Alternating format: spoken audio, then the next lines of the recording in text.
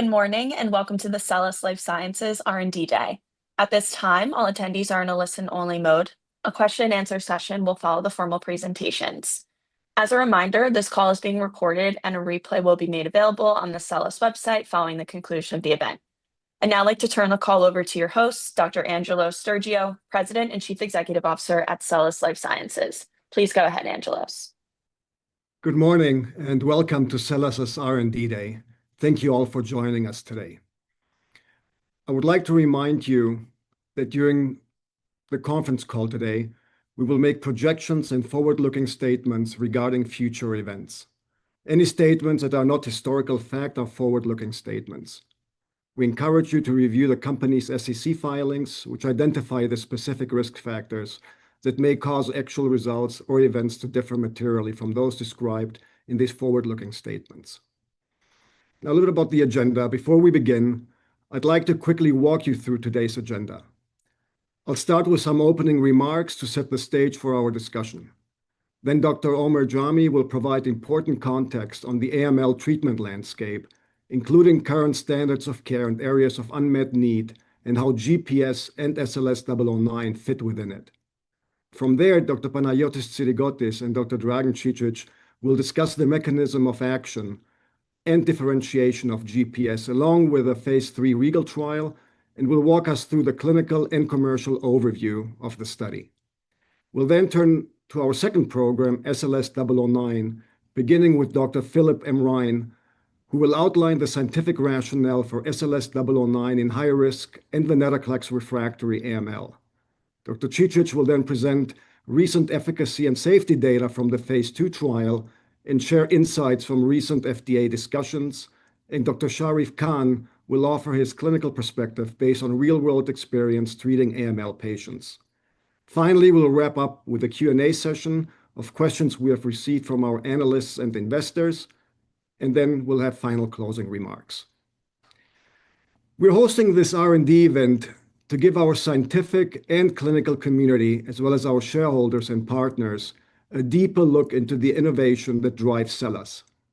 Today is about more than data. It's about the science, the strategy, and the vision that define our work and the long-term value we're building. As I've stated many times before, the work we do at SELLAS is not for the faint of heart. Our commitment to patients and stakeholders requires courage, resilience, and an unshakable belief in the transformative potential of GPS and SLS009 to change lives. Together, we're developing treatments that hold the promise to change the treatment paradigm, to be disruptive in the future for patients battling cancer, a responsibility that humbles and drives me, as well as everyone here at SELLAS, every single day. I'm grateful for the SELLAS team's extraordinary efforts getting to this pivotal time for the company, and I can assure you that this group is dedicated and committed to seeing GPS and SLS009 make a difference in patients' lives. Over the past years, we continued to present positive clinical and key regulatory news across our programs. I strongly encourage you to focus on the long-term potential and the exciting milestones that lie ahead. We appreciate the support of our institutional investors and the fact that a meaningful portion of our shareholder base is retail, who understand the great potential of our clinical assets and pursue to add to those physicians' portfolio of treatments in their battle against devastating disease. At SELLAS, we believe that the rigorous, high-quality science is the foundation of meaningful therapies and ultimately of lasting value for patients and shareholders alike. The strength of our pipeline and the consistency of our results reflect that discipline and our focus on delivering both patient impact and sustainable growth. To that end, we have significantly strengthened our balance sheet this week with the additional $31 million in gross proceeds from outstanding warrant exercises, which not only allows us to see through key clinical data for GPS and SLS009, but also allows us, particularly in such a volatile market, to keep and accelerate the momentum and deliver on our clinical programs. When I founded SELLAS, it was driven by a simple conviction that science, when pursued with focus and integrity, can truly transform patients' lives. We set out to build an oncology company that blends breakthrough innovation with rigorous execution and strong capital allocation discipline. Our first major step was the development of GPS, a novel WT1-targeted immunotherapy designed to address a range of cancers through a differentiated mechanism. Over the years, GPS has consistently delivered positive and encouraging clinical results, reinforcing our scientific foundation and our commitment to patients in need. Building on that success, we advanced into the next frontier of targeted or precision oncology with SLS009, our highly selective CDK9 inhibitor. The preclinical and early clinical data have been compelling, showing significant activity across aggressive leukemias and beyond. This diversification and the complementary nature of both assets, from frontline treatment with SLS009 to maintenance with GPS in AML, position SELLAS as an emerging leader in targeted cancer therapeutics. Today, we are a late-stage oncology company with a clear mission: to bring forward innovative therapies that extend and improve patients' lives while driving sustainable, long-term value for our shareholders. We have achieved this through focus, discipline, and steadfast belief in our science and our team. The journey hasn't always been easy, but it has always been purposeful. And as we look ahead, we do so with the same determination that got us here: to deliver on the promise of innovation and to make a lasting difference in the fight against cancer. To help us explore the significance of our programs and their potential in the evolving oncology landscape, we're joined by an exceptional group of key opinion leaders, as well as our Chief Development Officer, true experts in the fields. It's my pleasure now to introduce them. Dr. Omer Jamy is an Associate Professor of Medicine at the University of Alabama, UAB, in the Division of Hematology and Oncology, and an Associate Scientist in Experimental Therapeutics at the O'Neill Comprehensive Cancer Center. He serves as a principal investigator of the phase 3 REGAL study at UAB and is also a principal investigator in our SLS009 program. Dr. Panagiotis Tsirigotis has been a professor of hematology at the National and Kapodistrian University of Athens School of Medicine in Greece and scientific director of the transplantation program of the hematology unit since 2010. He's an investigator in the phase 3 REGAL study. His clinical work focuses on AML with particular emphasis on cellular therapies and application of immunotherapy methods to prevent leukemia relapses. Dr. Tsirigotis serves as a president of the Acute Leukemia Working Group of the Hellenic Society of Hematology and vice president of the Hellenic Transplant Organization. Dr. Philip M. Ryan is an assistant professor of medicine at Harvard Medical School and a physician at the Massachusetts General Hospital, where he is part of the Cancer Center, Leukemia, Cellular Immunotherapy, and Hematology Oncology departments. He specializes in treating adults with acute and chronic leukemias, myelodysplasia, and myeloproliferative neoplasms, and leads multiple clinical trials exploring novel treatment approaches. Dr. M. Ryan has conducted research with SLS009 and is an expert in cycle-independent kinases. Dr. M. Ryan also serves on our scientific advisory board. Dr. Sharif Khan is a hematologist at Bon Secours Health System in Greenville, South Carolina. He's a highly rated specialist in indications such as AML, myeloproliferative neoplasms, multiple myeloma, non-Hodgkin's lymphoma, and bone marrow transplantation. In addition to his clinical care, Dr. Khan is a researcher for cutting-edge breakthrough therapies and started the CAR T-cell program at Bon Secours Health System. He serves as an investigator in both the REGAL trial of GPS and the SLS009 clinical program. Before I turn it over to our KOLs, let me start with our pipeline. We have two highly differentiated clinical stage assets, each addressing significant unmet needs and each with first or best-in-class potential. First, Galinpepimut-S, or GPS, our late WT1 targeted immunotherapy, continues to demonstrate meaningful clinical benefit across multiple hard-to-treat cancers. GPS has shown consistent positive trends in overall survival, durable immune responses, and a favorable safety profile across a broad range of indications, including AML, mesothelioma, ovarian cancer, and multiple myeloma. Our most advanced program is the phase 3 REGAL trial in acute myeloid leukemia, a global randomized study evaluating GPS in patients who have achieved remission but remain at high risk of relapse. The rationale is strong, the data to date are compelling, and the unmet need remains clear. We expect our 80th event by year-end, but as you are aware, this is an event-driven study, and we are blinded to study outcomes. Survival times in REGAL indeed appear unexpectedly long, and due to significantly longer than expected survival, the timing of the final analysis is difficult to predict with any certainty, and the 80th event may occur at a different time than currently expected.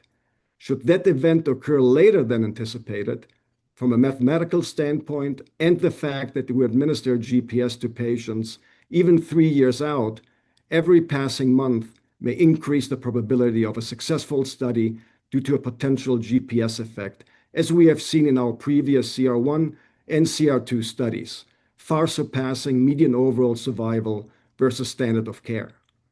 When the 80th event materializes, we will inform the public, which represents the most important near-term catalyst for SELLAS. A subsequent positive outcome could position GPS as the first-in-class maintenance therapy in AML and unlock significant commercial potential. Furthermore, there's been significant interest in evaluating GPS in combination with bone marrow transplant in AML an area that Dr. Tsirigotis will likely discuss further in his remarks. Turning to SLS009, also known as tambiciclib, our highly selective CDK9 inhibitor, this is a next-generation targeted therapy with a broad applicability across hematologic malignancies and the potential for activity in solid tumors as well. Our trials have generated compelling clinical data showing strong response rates, as well as overall survival benefit in relapse refractory AML patients, and these results position SLS009 as a potential first and best-in-class CDK9 inhibitor, clearly differentiating it from earlier, less selective agents in the space. Following discussions with the FDA, we will advance SLS009 into the frontline setting in both newly diagnosed AML patients and those who have not seen an effect with venetoclax and azacitidine alone after 2 cycles. Furthermore, we are conducting transcriptomic, genomic, and proteomics analyses, among others, with esteemed academic institutions and utilizing an AI model to further predict patients that will most likely benefit from our SLS009 treatment and gearing our clinical development efforts accordingly. As far as I'm aware, we're the leading company in this space with this level of data, and Dragan will address this in more detail later. Clinically, we expect to advance our SLS009 program in the frontline setting, both newly diagnosed as well as early refractory patients by the first quarter of 2026, and expect initial data later that year, which will help define the registrational development path and potentially lead towards accelerated approval. And with that, I would now like to turn it over to Dr. Omer Jamy, who will provide additional perspective on the AML treatment landscape and discuss how both GPS and SLS009 fit within it. Dr. Jamy? Thank you, Angelos, and good morning, everyone. It's my pleasure to be here. So my name is Omer Jamy. I'm an associate professor at UAB. I focus mainly on leukemias and allogeneic stem cell transplantation. And today I'll be talking a little bit about AML and a couple of agents with SELLAS Life Sciences that I've had the opportunity to work with over the past several years. So this first slide will focus on the diagnosis, progression, and standard of care treatment for acute myeloid leukemia. We made significant progress in understanding the pathogenesis and biology of acute myeloid leukemia over the past 10 to 20 years. And that has fortunately led to the approval of several drugs for the treatment of AML, whether it be in the frontline setting, in the maintenance setting, or in the relapse refractory setting. But despite the approval of several drugs, the outcomes of patients with AML still remain modest, and there's a lot of room for improvement. And therefore, we continue to figure out how further to improve outcomes for our patients. So I'm just going to walk you briefly through the journey of a patient with AML when they're first diagnosed. So when you have a patient with a newly diagnosed AML, you can treat them with either intensive chemotherapy for a fixed duration, which is traditional chemotherapy with the addition of targeted agents if there are any specific mutations available, or you can treat them with a hypomethylating agent or venetoclax, broadly termed as less intensive chemotherapy, which is usually continuous in nature. And then you can add another agent to this combination in the setting of a clinical trial if there are any targetable mutations present. What makes you choose one regimen over the other is dependent on several factors, mainly patient-dependent factors such as age, comorbidities, performance status, and then disease factors such as what particular molecular and chromosomal abnormalities are present that may indicate that there's a higher chance of responding to one type of therapy compared to another kind of therapy. With all the advances we've made, approximately 2/3 of the patient in the upfront setting are able to achieve complete remission. This is speaking for all comers, whether they're treated with fixed duration chemotherapy or continuous chemotherapy. And then after they achieve remission, if they have favorable risk disease where you think you can treat them without needing a transplant in first remission, and there's potential for cure. Some of those patients undergo observation, and then those that may benefit from a stem cell transplant in first remission undergo transplantation.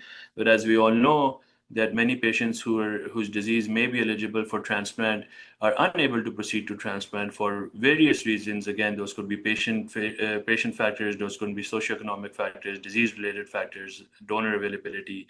So in those patients, you apply a maintenance strategy, whether that's with a hypomethylating agent alone or a hypomethylating agent plus venetoclax or a targeted agent in the setting of a clinical trial. And with maintenance, the survival of these patients is approximately 18 to 24 months. So we still see that there's a lot of room for improvement in this setting. On the other hand, when you treat these patients with frontline therapy, if you focus on the extreme right and left of on the top, and they don't respond to therapy, survival is really poor for these patients, unfortunately. So if they were treated with intensive chemotherapy and were unable to achieve remission, you're looking at a survival of approximately 6 to 8 months. Whereas if they were treated with a hypomethylating agent plus venetoclax combination and were unable to achieve remission, that survival post-venetoclax, which several groups have published, including our own, it is around 2 to 3 months, so very short. So when you have patients who either are refractory to their frontline therapy or unfortunately have relapsed after achieving first remission, you treat them in second-line therapy, either on a clinical trial, or if there's no trial available, you basically treat them with a combination of drugs approved in the frontline setting, which they may not have seen before, or if they may have seen before, but you may use them in a different combination. So it's basically coming down to, again, either fixed duration intensive chemotherapy plus minus targeted agents, or continuous therapy or less intensive chemotherapy with hypomethylating agent and venetoclax plus minus targeted agents. So every time the leukemia comes back, it is a little smarter than before. It's a little stubborn. So it's a little difficult to get it into remission again. So if you look at the proportion of patients that achieve a second remission, it is less than the proportion that would achieve a remission if they were newly diagnosed. So you would think around 30 to 50% of patients go on to achieve CR2, whereas the rest of them, unfortunately, are not able to achieve remission after having relapsed disease or being refractory to frontline therapy. And but for those who achieve CR2, if your patient is eligible, nearly all of these patients deserve a consultation for stem cell transplantation and should proceed to stem cell transplantation if they are eligible.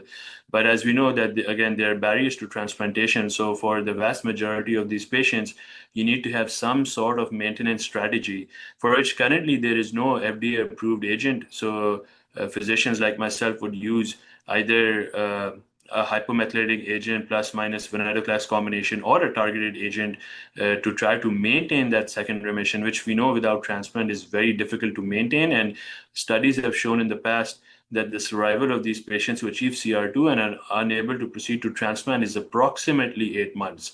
So this slide basically highlights a couple of areas of unmet need. Number one, what to do for patients in second remission who are unable to go to transplant. And number two, what to do with patients who unfortunately are refractory to venetoclax-based therapy. So I have been working with two agents with the SELLAS Life Science company, one being GPS, which is a vaccine against Wilms tumor 1, as a maintenance strategy for patients in second remission who are unable to go to transplant. And some of the earlier phase data for GPS looks very promising. So when it was studied in patients who were in first remission, where, as I showed on the slide above, at the top portion of this slide, the standard of care median survival is around 18 to 24 months. Survival with GPS was, median survival was upwards of 60 months or 5 years in that study. And then when they looked at the same agent in earlier phase studies in second line or beyond, where the standard of care survival is approximately 8 months, they demonstrated a 21-month overall survival in that population, so significantly higher than what is currently published as the standard metrics. The other agent that I've been working with is the CDK9 inhibitor, or SLS009, where we treated patients who were refractory to or did not respond to venetoclax, where as we previously discussed, the median overall survival for these patients is 2 to 3 months. And on this trial, which was a phase 1, phase 2 study, we showed that the survival for these patients with the addition of SLS009 as a means to overcome resistance to venetoclax improved survival to almost 8 to 9 months. So again, highlighting the important results and the advancements with these two agents in areas where we really need agents to help improve outcomes for some of our patients.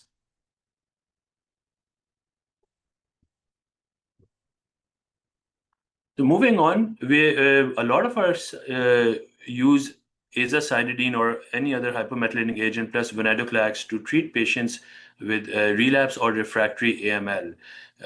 But we still see that there is a lot of room for improvement even in that setting. So this is the Avalon study results that I'm presenting over here, which actually looked at real-world evidence of the efficacy of venetoclax plus hypomethylating agents in patients with relapsed acute myeloid leukemia.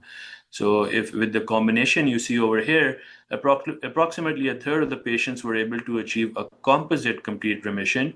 So 1/3 as compared to, as we discussed on the previous slides, upfront, 2/3 achieve remission, second line, maybe half of them achieve remission. Real world data is usually less than what you actually see in clinical trials. Out of these patients, out of the patients who achieve remission, slightly more than 50% were able to proceed to transplant, but the rest were not, again, due to various reasons. And if you look at the duration of response in the study, it's 8.3 months, but it does appear to include patients who got a transplant as well. So for patients who are unable to proceed to transplant, it is likely to be lower than that. And when we discuss survival for this population, again, replicating previous results for patients who relapsed on azacitidine and venetoclax, the median overall survival was 2.4 months. But what is even more surprising is that even if patients had a transplant, the median overall survival was 10.7 months, just giving you a sense of how aggressive some of these how aggressive these diseases are and difficult to treat, especially if they've relapsed. So the median, if you look at this data, what you can take home from this is that maybe the median overall survival of patients in CR2 who did not proceed to transplant is around 6 to 8 months. And again, if you compare this to the data, earlier data with GPS in earlier line studies where patients in CR2 who did not undergo a transplant, the median overall survival was 21 months. And having used GPS in the REGAL trial, it is an agent which does not come with any myelosuppression, which is associated with most of the chemotherapy agents that we treat, that we use to treat AML, and is a very tolerable profile. And importantly to note is that patients in the REGAL trial could not have had a transplant prior to enrollment. So all of the patients enrolled on the CR2 did not have a prior allogeneic stem cell transplantation.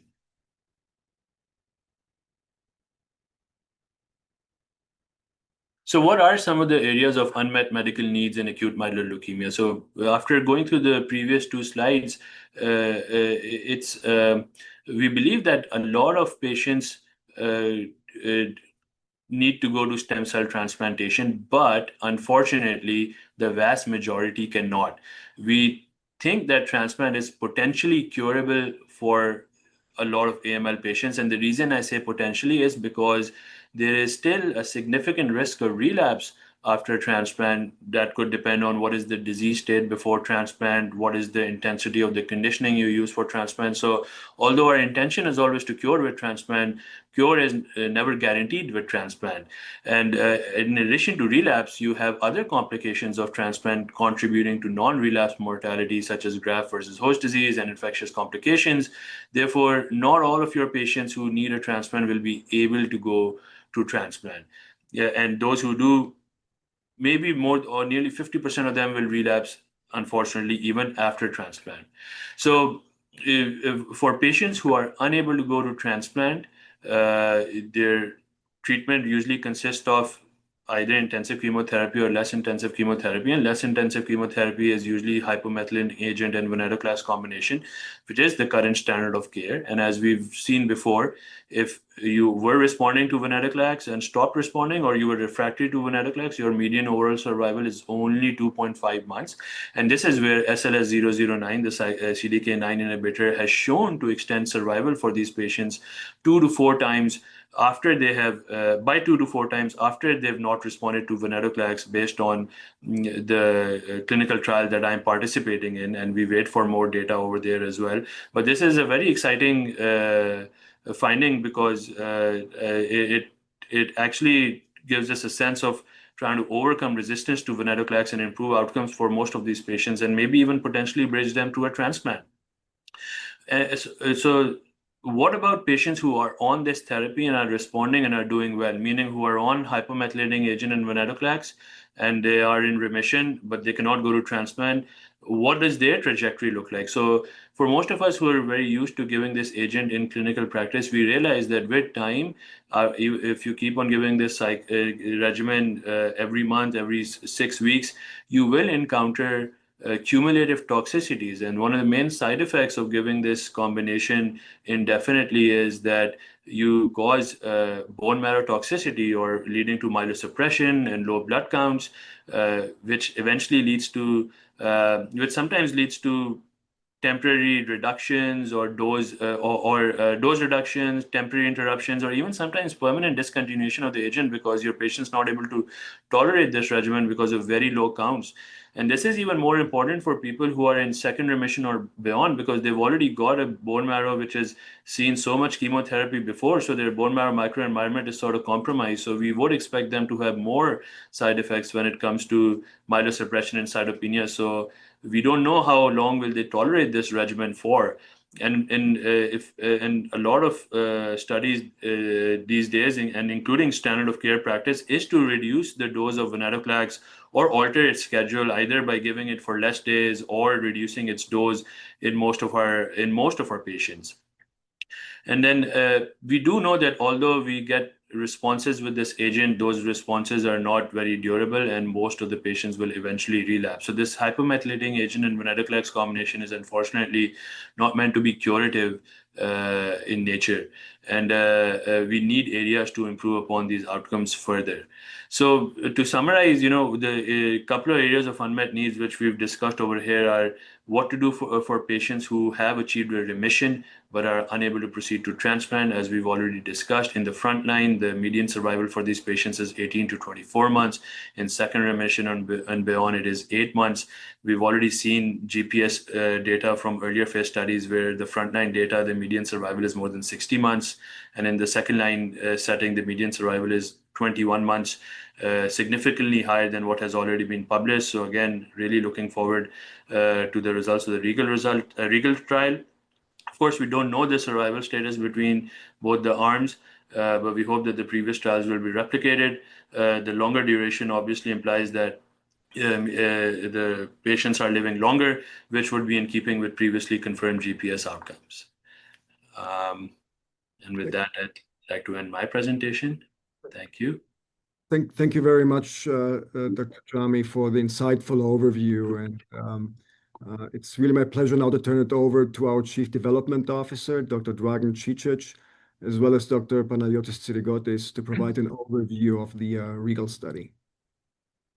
Thank you, Angelos. And now we'll start with Dr. Tsirigotis discussing the science behind GPS in the context of his long experience with similar agents, with attempts to extend survival in patients in remission in his clinical and scientific practice. So I will hand it over to Dr. Tsirigotis now. So thank you very much for this kind invitation. For me, it's a honor to be here and working with this excellent project. I know this vaccine First time I was aware of this vaccine was 25 years ago when I was a trainee in Israel in Hadassah Medical Center. Of course, at those times, the peptides that we use for vaccination were one or two peptides. So it was not, it was restricted only to certain patients with certain HLA alleles. But from that times, I remembered, and I was really enthusiastic because I saw patients that they have decrease in the blast cells in the bone marrow and in peripheral blood. So when I was met Angelos, I was really enthusiastic to participate in this trial. Now, why WT1? WT1 is, to my opinion, is an ideal target for immunotherapy for many reasons that I'm going to explain to you briefly.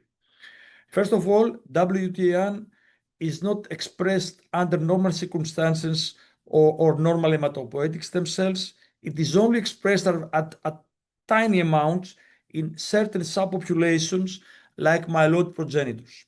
However, WT1 is overexpressed in almost all AML. More than 95% of patients with acute myeloid leukemia, they overexpress WT1, and this is not related to any mutation.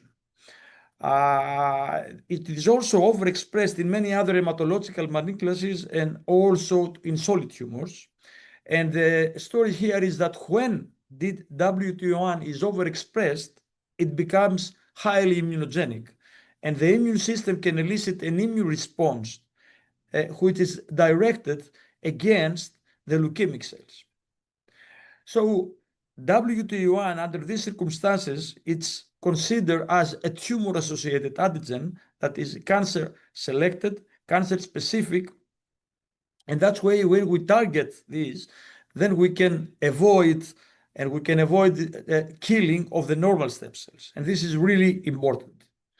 Now, something that is also very important is that WT1 is proteolyzed by the proteasome and creates a number of peptides with multiple epitopes, and therefore it creates a multiple antigenic targets. And we know that the more the antigenic targets, the less the possibility of immune escape, and this is really important. And another, of course, important thing is that it can activate not only CD8 cells, but also CD4 cells. For all these reasons, GPS was designed as a vaccine that can elicit strong immune responses against WT1. Now, because WT1, the overexpression of WT1 remains constant through all phases of acute myeloid leukemia. Therefore, GPS is really a very important drug to be used not only in those patients who are in CR1, but also for patients who are in CR2, and also for patients in the post-transplant setting. And this is something that is really important because we all know that the major limitation of allogeneic stem cell transplantation for high-risk acute myeloid leukemia patients is the high relapse rate. So we need maintenance treatment for prevention of relapse in the post-transplant setting for this patient. And so far, I have to say that all previous trials that tested various combinations of drugs for maintenance, they failed. And I'm going to say a few things about viality. You know that AZA plus VEN tested as maintenance post-transplant, and this trial closed prematurely because of lack of efficacy in the experimental arm, and moreover, it was a lot of toxicity, and there were also deaths because of severe myelosuppression in the transplanted patients that they received this kind of drugs. And the same also is true for Morpho trial, as you know, that gilteritinib failed to show a survival advantage in patients who receive it as maintenance in the post-transplant setting. So I think that, and I strongly believe, and my plan is to have a trial to test the efficacy of GPS as a maintenance in the post-transplant setting, because I strongly believe that it will make a huge difference in this setting. Now, let's see a few things about the mechanism of action, which is really simple. And never forget that great things are always simple. So what is GPS? GPS is a mixture of peptides from WT1, and you simply inject them subcutaneously in combination with mondanide, which is an immunoadjuvant used in all the kind of vaccines. And also, at the same place of peptide injection, we inject GM-CSF, which is a cytokine.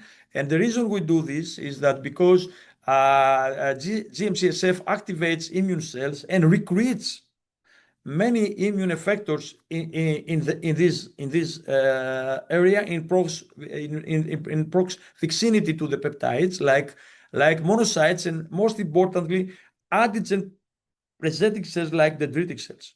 So the dendritic cells phagocytose these peptides, and then they move to the regional lymph nodes when they present these peptides to T cells. Now, antigen-specific T cells for these peptides are activated, they undergo a phase of expansion and finally differentiate to immune effectors like cytotoxic T lymphocytes. These immune effectors there travel through over the body, and when they meet the cells the leukemic cells that they have, the peptides on the cell surface in the context of HLA, then they recognize them, and by using T cell receptor, they attack them and kill them. One important thing here is that these immune effectors, they do not attack normal cells, simply because normal cells do not overexpress WT1 peptides. And this is very important because that makes GPS an extremely safe drug. And this is something that this is not only a theory, this is practice, because we see this in the clinical practice. None of the patients have any problem with GPS. GPS is not a myelotoxic agent.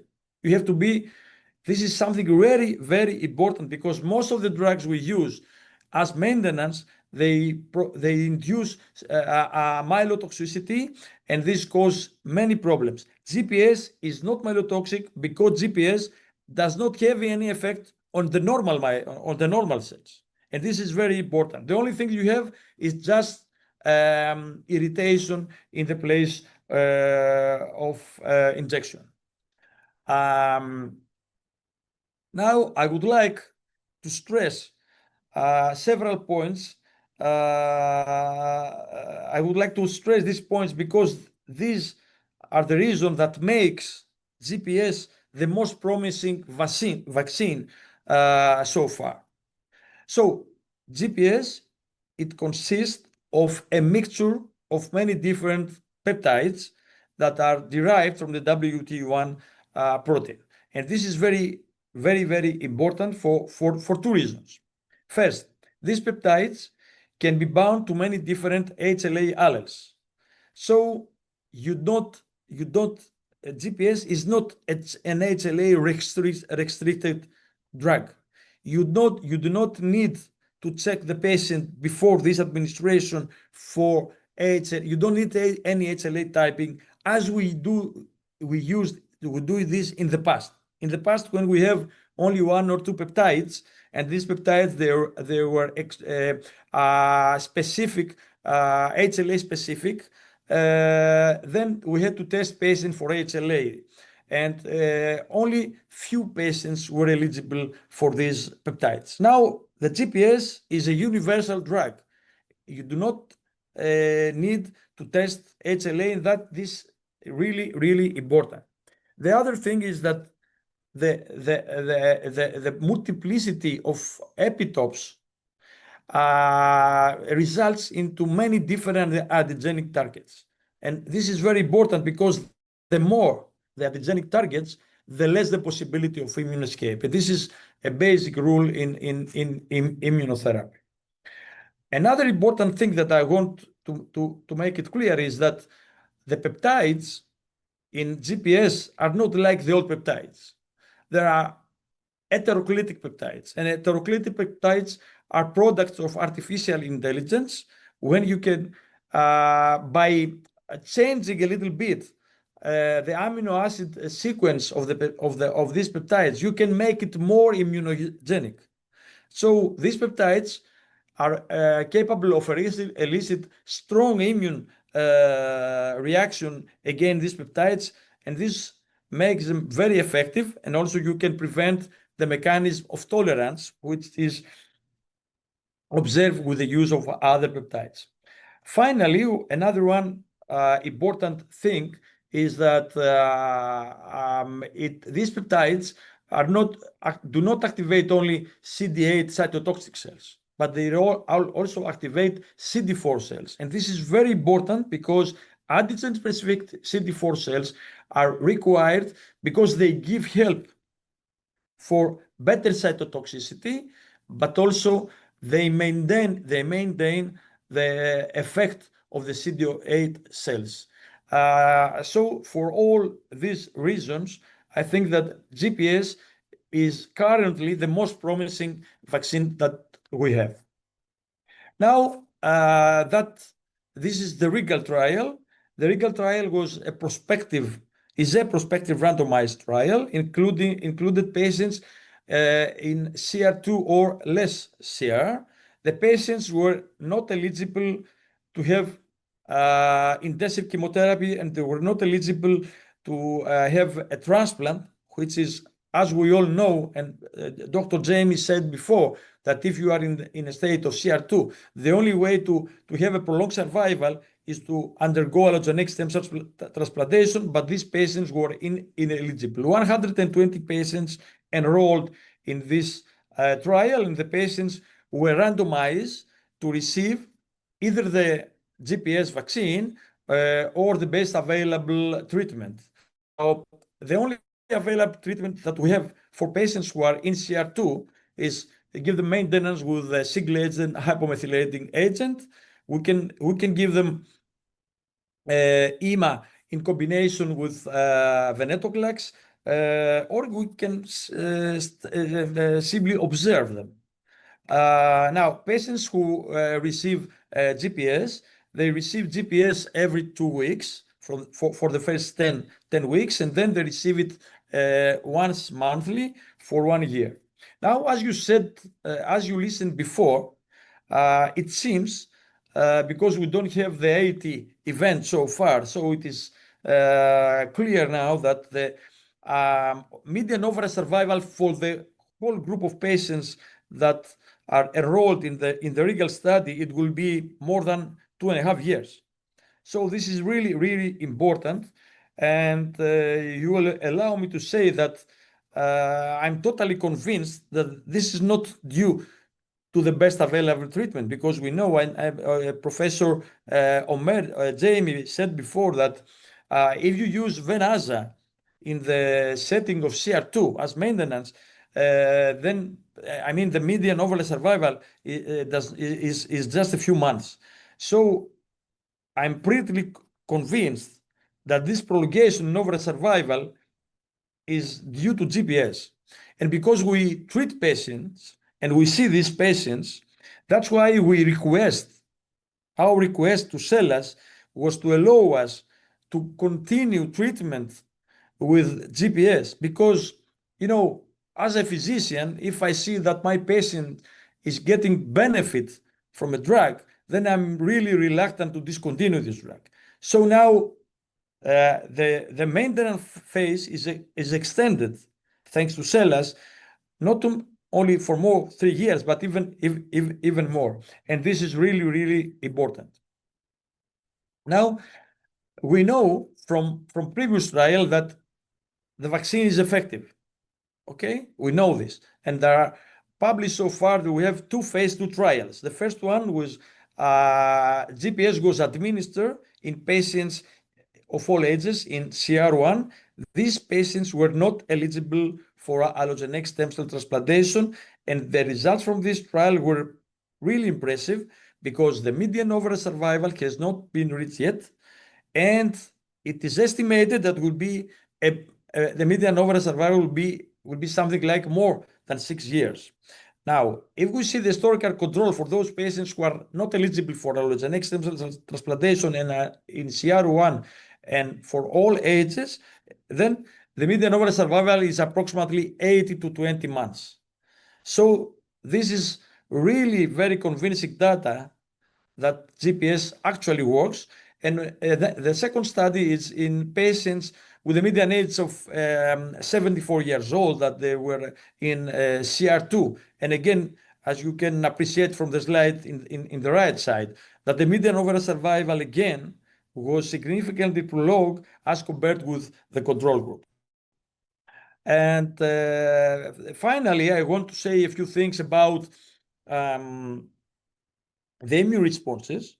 Okay, we can move to the next. So this is a slide. It's very important to my opinion because as you can see in the phase 2 study, when GPS was administered as maintenance of the second remission, then patients, a group of patients was tested to see if these patients, after GPS, they had an immune response to WT1.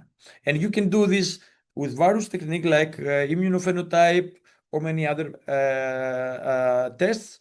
But what we observed is that 64%, almost 2/3 of patients, they actually had an immune response after GPS administration. And the important thing is this in this trial is that the patients who actually have an immune response to GPS are those patients who actually have a significant prolongation in disease-free and overall survival as compared to those who didn't manage to mount an immune response to WT1. So this is a proof of the concept that this vaccine acts through the immune activation and by creating immune effectors that they destroy the leukemic stem cells. And finally, the REGAL study in a sub-cohort of patients that also tested for the presence of immune response against WT1. Surprisingly, we observed that 80% of the patients, they managed to have an immune response against WT1. So with this, I think that I conclude, and I strongly believe that GPS is a really promising agent that my plan is actually to persuade the people here to make a trial in the post-transplant setting when I think that it will be really, really effective. And I have to say that I'm really enthusiastic about this drug. Thank you so much. Thank you so much. Thank you, Dr. Tsirigotis. I will now move to a bit more mundane and technical aspects of the trial. Dragan Cicic, I'm heading clinical development at SELLAS, and I will give you a summary of the data as they relate. I mean, not the data because we don't know the efficacy results as a company, as the trial is blinded, but we do know that we have completed enrollment last April, early April. So when I say last April, I mean in 2024. 126 patients were randomized 1-to-1 into the study arm and the control arm. And the trial was multinational. We conducted a trial in 3 regions, US, Europe, and Asia. 11 countries participated, with the highest enrollment in the US, and the US and Europe accounted for approximately 75% of the patients enrolled, which makes the patient population representative of the US patient population, and it meets and exceeds FDA guidelines on pivotal trials patient demographics. Importantly, the last patient was randomized about 19 months ago, and we have heard in previous presentations that expected survival in this patient population treated with currently available care is around 8 months or so. So we are encouraged by what suggests to be longer than expected survival in our trial, but obviously we have to wait for the results that will become available, as Angelos said, once that the sufficient number of events has been reached, which gets us to survival of these patients again, and the number of events, because survival is the key metric of the REGAL trial. It is the primary endpoint in the trial. So just as a brief reminder, we are comparing survival of patients in the study arm, meaning patients receiving only GPS as monotherapy, against the survival in control arm, meaning patients receiving best available therapy defined as physician's choice of venetoclax combinations with hypomethylating agents or methylating agents alone or low-dose cytarabine, which are all available treatments. So there are no other treatments that are available today. None of these treatments have been proved in these settings.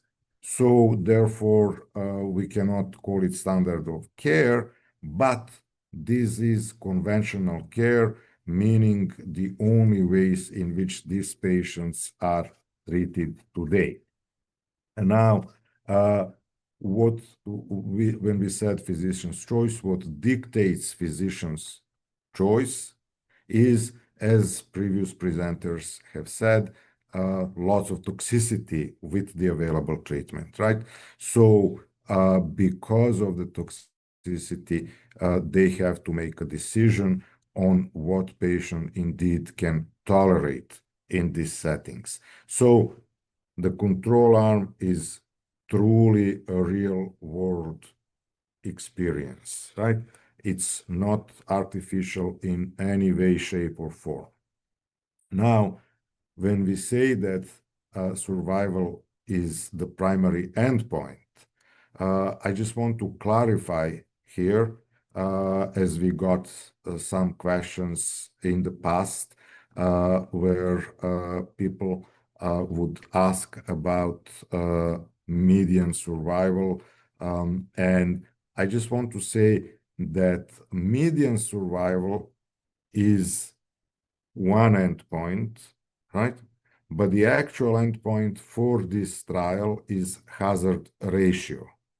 So the difference is that although these are closely related measurements, and usually, commonly, we express this when we discuss it as median survival, and that's how it's, that's what physicians and patients remember. But actually, median survival is not used as the primary endpoint because median survival is, although correlated, different because it's a snapshot of one time point in the patient treatment.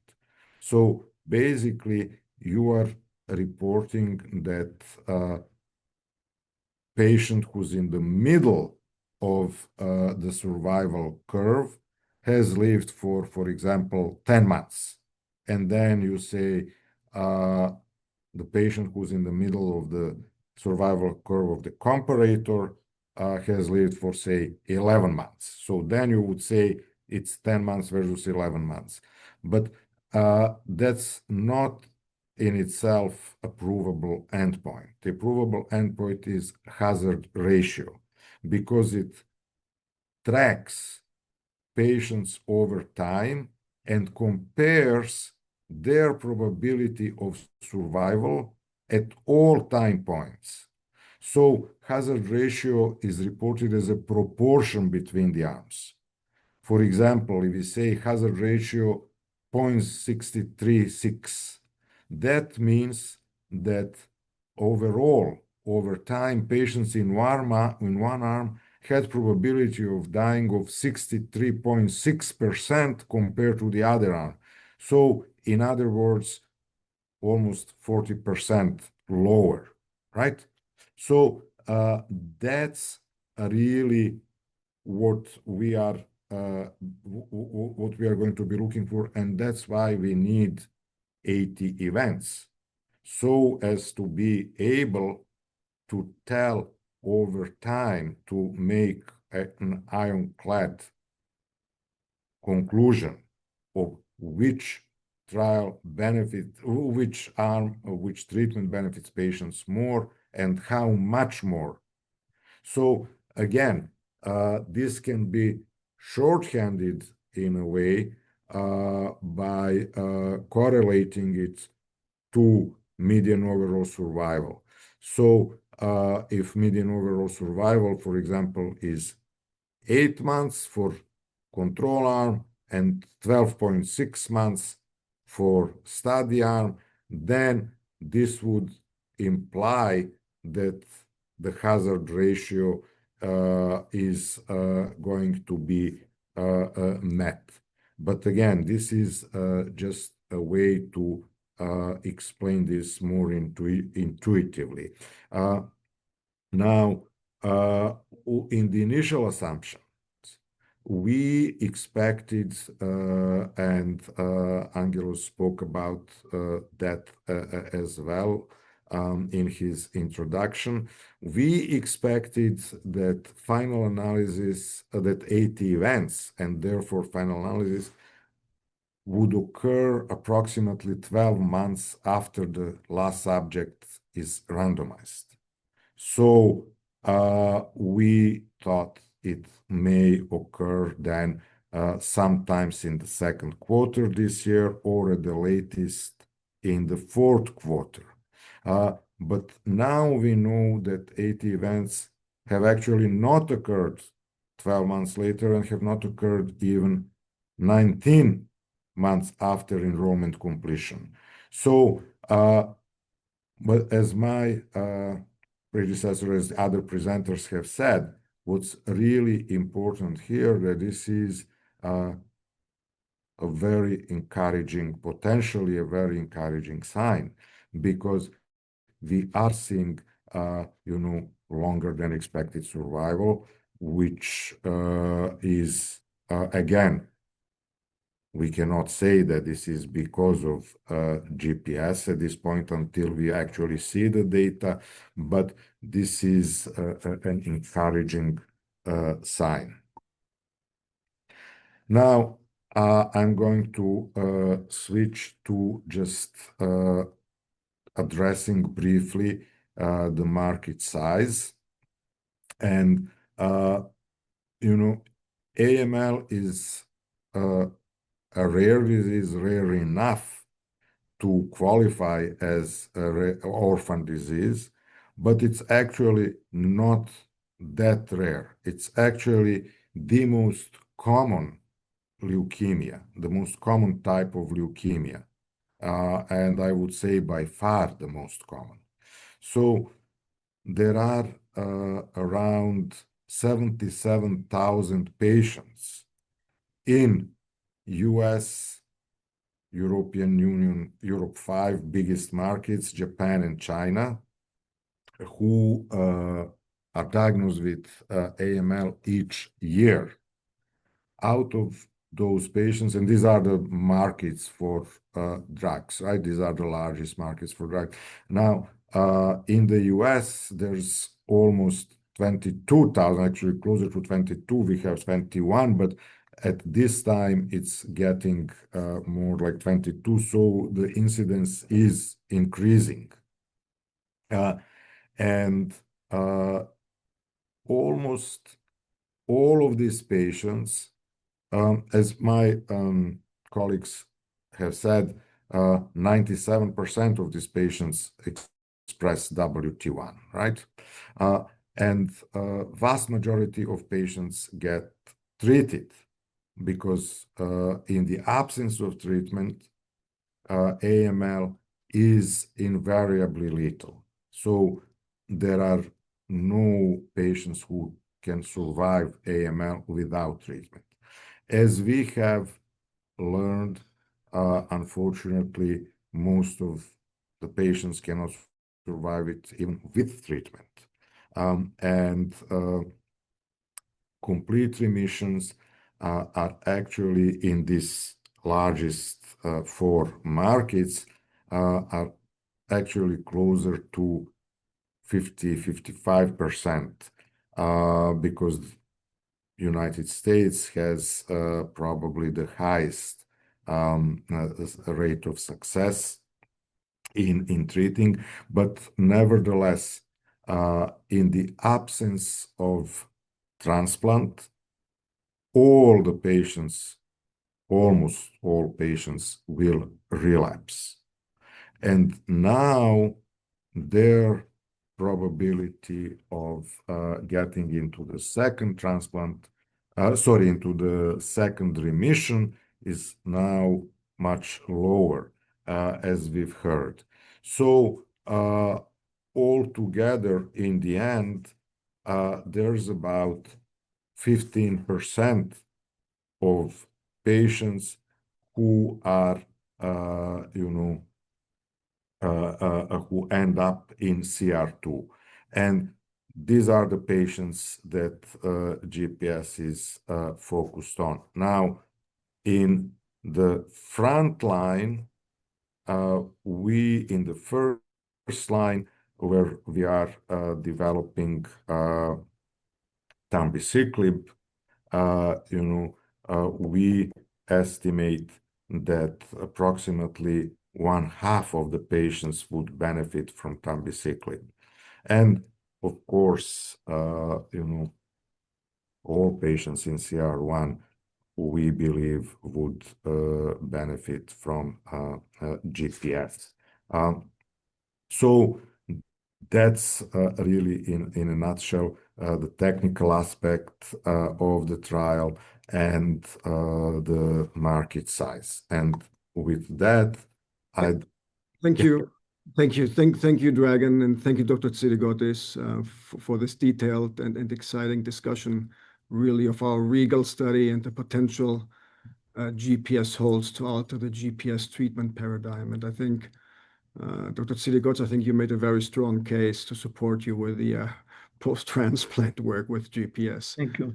At this point, I would like to switch our discussion to our SLS009 program and invite Drs. Emrine and Khan and Dragan to provide an overview and thoughts around SLS009 and our differentiated asset versus other CDK9 inhibitors in development and treatment of really the hardest to treat AML subgroups, including those with TP53 mutations.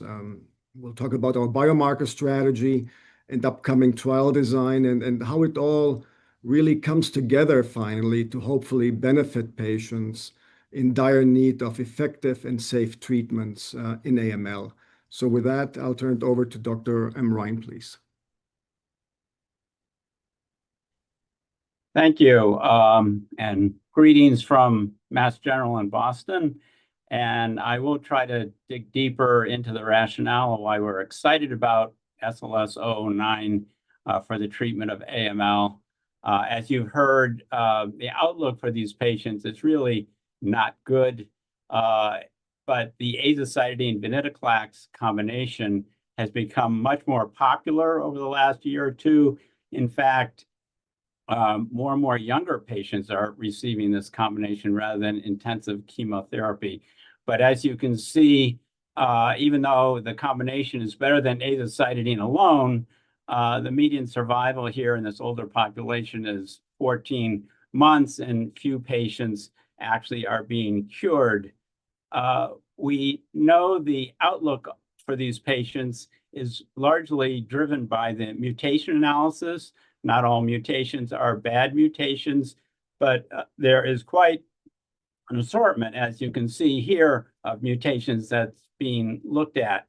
And in Europe, by Donner and the Mayo Clinic and others are starting to develop a classification of high-risk patients that really have a very poor prognosis. As you can see here, p53 mutations, RAS mutations, KMT2A rearrangements are very poor prognostic indicators. KMT2A is a new classification for MLL rearrangements. As you may recall, the menin inhibitors are very popular right now, and they act in that pathway. So anyway, in these high-risk groups, the remission rates are poor. They're like 20%, and the overall survival is only 2 to 7 months, unlike the others. So we're excited to work with this group and try to make some progress in this unmet need. So why target CDK9 with SLS? Well, there are good reasons to target CDK9. It is required in RNA polymerase activity and hence protein synthesis. And a lot of leukemias are generally dependent on high levels of metabolism, that is protein synthesis, to stay alive. More specifically, these leukemias are dependent on short half-life molecules like MCL1 and MYC. I'm sure you've heard of MYC before, and MCL1 over the years has been a favorite target in acute leukemia, and few have been able to target MCL1 for various reasons. By targeting protein synthesis, you don't have to target it directly. It has a short half-life, and you just have to stop protein synthesis, and it goes away very quickly. We have been doing some testing in the laboratory, and we can show, as others have shown, that with just a 6 to 8 hour exposure at very low concentrations, 20 to 50 nanomolar, it kills practically all leukemia cell lines very handily. So why combine it with azacitidine and venetoclax? Well, there actually are good reasons to do that. They're somewhat synergistic. I'll go over that in a minute. We are targeting mainly older patients, which is the vast majority of leukemia patients.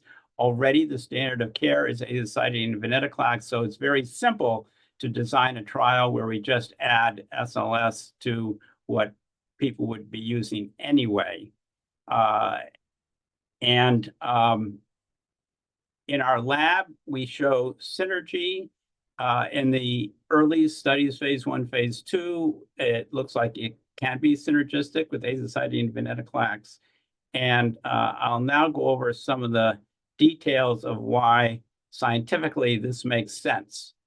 So there have been other CDK9 inhibitors in clinical trial already. You may recall flavopiridol has been in clinical trial for quite some time. They have been fairly toxic, and it's mainly because when you look at the assortment of kinases that are inhibited, they are not very specific and therefore more toxic.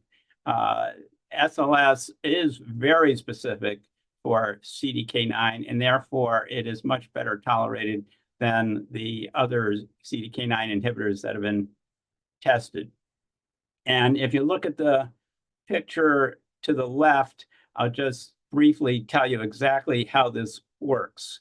So RNA polymerase is depicted in green, and it's going along DNA making messenger RNA. However, generally in most cells, RNA polymerase is halted very quickly, waiting for PTEFB, which is in blue, to allow it to proceed further to make messenger RNA and protein synthesis. And as you can see there, CDK9 is a controlling protein for PTEFB. And until it gets involved, the negative elongation factor in red, NEFP, holds RNA polymerase in check. Now, when CDK9 is activated, NEL is ejected from RNA polymerase, and messenger RNA is now synthesized as expected. And listed there are some CDK9 inhibitors that prevent this process. So on a molecular level, that is what is going on. So when cells are exposed to SLS or any other CDK9 inhibitor, protein synthesis stops abruptly, perhaps for 8 to 12 hours. The short half-life molecules disappear, like MCL1, and under many circumstances, that's enough to trigger apoptosis and cell death. Now, venetoclax does not interact with those proteins. Venetoclax interacts with BCL2, which in conjunction with MCL1 keeps cells alive and affords the resistance to chemotherapy treatment. So when you attack cells with azacitidine, along with venetoclax and SLS, you pretty much initiate cell death and then block the resistance mechanisms, the main two resistance mechanisms through BCL2 and MCL1. I'm just going to touch on briefly special cases as listed below. Again, you may have heard of menin inhibitors, which are very popular right now. And menin triggers the MLL KMT2A pathway, which leads to upregulation of HOXA9 and leukemia. And the menin inhibitors appear to be quite active and have a future. It may be that SLS is very similar to the menin inhibitors in the way it works, and I'll show you that in a minute. SLS has also been effective in a high-risk population with the ASXL1 mutation. Many patients have that, and it's a high-risk resistant population of leukemia. However, SLS seems to be quite active in that population. We've seen that in the early clinical trials, and I'll show you why in a minute. Finally, the P53 mutation patients are highly resistant to conventional chemotherapy. It's a huge unmet need, and it may be that SLS has an answer for that population as well. So here is a diagram for the menin MLL KMT2A HOXA9 pathway. And as you can see, that purple circle there is menin, and that triggers this pathway to leukemia, and the menin inhibitors act at that level. But if you look down the road here, you see PTFB in orange that's controlled by CDK9. Well, if you inhibit PTFB, that pathway is shut down just like the menin inhibitors will shut it down. And to see that is kind of exciting because it's a big unmet need in the KMT2A mutated patients. Over here, initially we were kind of curious as why the high-risk ASXL1 patients seem to respond nicely to SLS. And as you can see here, full-length ASXL1 in the orange box does not bind to BRD4. And so this pathway is not triggered with wild-type ASXL1. However, when you mutate ASXL1, it binds BRD4, triggers, guess what, PTFB and RNA polymerase, and it stimulates protein synthesis. And if you inhibit CDK9, this pathway is halted. And finally, what about the biggest problem we have is P53 mutation and null cells. Well, in this diagram, BAX and BAC are your executioners causing apoptosis or cell death. And they are controlled, held in check, mainly by MCL1 and BCL2. BCL-XL is a minor player here. And if they are held in check, the cells do not die.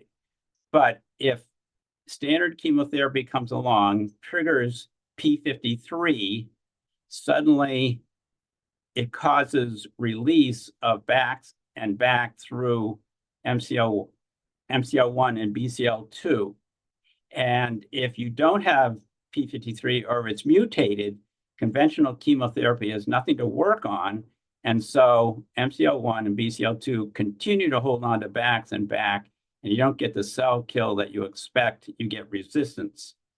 Now, if you have venetoclax interacting with BCL2 and you have SLS causing MCL1 to disappear because it has a short half-life, suddenly BAX and BAC are released and you get the cell kill you were hoping for, even in the absence of p53 or mutated p53. And we've seen some responses in patients with the p53 mutation already. And that is truly exciting as that is explained. I'm going to stop here. In conclusion, we're excited about adding SLS to the now very popular azacitidine venetoclax regimen. And we will see in a randomized setting just how good this is. I'm excited, and I think it may be a positive experiment. Thank you. Thank you very much, Dr. Emrain. Really appreciate you. So I think with that, we'll turn it over to Dragan to discuss the trial design, the upcoming trial design, discussions with FDA, and some of the what I feel not only really exciting biomarker work, but it's really, I think, as I mentioned in my earlier statements, as far as we know, we're really the lead company, having done transcriptomic, genomics, and proteomics work, and to utilize that data then into really our trials. So, Dragan, with that. Thank you. So let me start by providing the results of our phase 2 trial. That's the basis for the next trial that I will also address. So it looks very complicated, the design of the trial, but it's actually not that complicated. I think that what we need to say here is that all the patients who were enrolled in this trial were relapsed after or refractory to venetoclax-based therapies. So the design of the trial, because at this point, this trial is a single-arm trial, right? So we wanted to have a control built into the trial, into a single-arm trial. And the way to build a control in is to have patients who we know failed venetoclax-based regimens. So then, by definition, their response rate is 0 to azavan alone, to venetoclax-based regimens. So again, all the patients were relapsed and refractory to azavan, and importantly, we did not provide any exclusion criteria which would limit the number of previous exposures. So we had patients who were actually, really at the end of their line, who were beyond the graphic on the slide that I've discussed earlier in terms of the market size. So they were, on the far right of that slide. So now, patients who did not benefit from this, from azavan, right? So here's what we had. We had these patients. You can see here their characteristics. Per the FDA request, the patients were, the trial was designed to follow the guideline of Project Optimus, meaning that we explored 3 dosing regimens, 2 come up with the regimen that has the best combination of safety and efficacy, right? So 58 patients treated across all cohorts, and you can see the number of patients per cohort. You can also see that vast majority of patients, 51 out of 58, were AML myelodysplasia with myelodysplasia-related changes. Now, the reason for that was that we designed the trial so that vast majority of patients would be AML-MR, and the reason for that is, as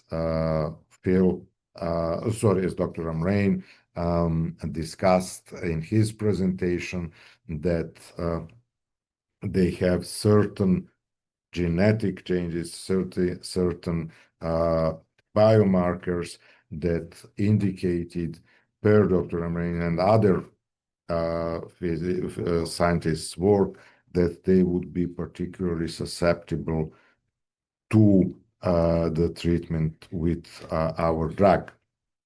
So another area of focus was patients with myelomonocytic AML or myelomonoblastic, so patients classified as M4 or M5 patients in the FAB, French American British classification of AML.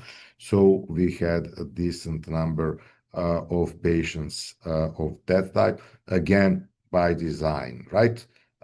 Because as Dr. Amrain focused on role of MCL1, it is believed that based on the data, right, that MCL1 plays a much larger role in these particular subtypes of AML. So median number of prior therapies was 2. As you can see, in some cohort, it was even 3. So, you know, where these patients were refractory not only to venetoclax-based combinations, they were refractory also to chemotherapy, and they were also refractory to other experimental drugs, new drugs like CAR-T and so on, right? So very patients truly at the end of their line. Now, I'll start first with the safety data. So right off the bat, I'm just going to give you a review of this. So what's important here is, you know, you have a really different safety profiles, as Dr. Amrain said, you know, other CDK9 inhibitors, because of their, you know, propensity to bind to other kinases, have various side effects. So now here we wanted to check in the phase 1 trial, we have shown very little toxicity as a single agent. Now we wanted to check whether adding this to Aza-Ven regimen will result in more toxicity. And as you can see here, first of all, there were no dose-limiting toxicities at any dose level, right? So when you look at all these cohorts, right, very little toxicity. Then, you know, you can also see, if you look at the far right, just to make it, you know, very easy to follow. If you look at what really matters here is all those levels, so far right columns, and you can see side effects of any grade and side effects of grade 3 and higher, which are considered more important side effects, right? Now, those that can limit the use of the drug. So you can see here, it's really, so what we are giving here is not a selection of side effects, representative selection of side. This is truly all the side effects that occurred with at least 5% frequency. So you can see the list is very short, and you can also see that there are very few hematologic toxicities. So, my colleagues before were KOLs were talking about the importance of myelosuppression. You can see that myelosuppression of high grade is occurring between 5 and 6% of the patients as an additive effect of our drug, right? And then you can see that there were some gastrointestinal disorders, but they were all low grade and easily treatable and self-limited. We had really good indications of safety here. Now, again, that's very important because it allows us for any drug, it's important that the safety is not limiting its use.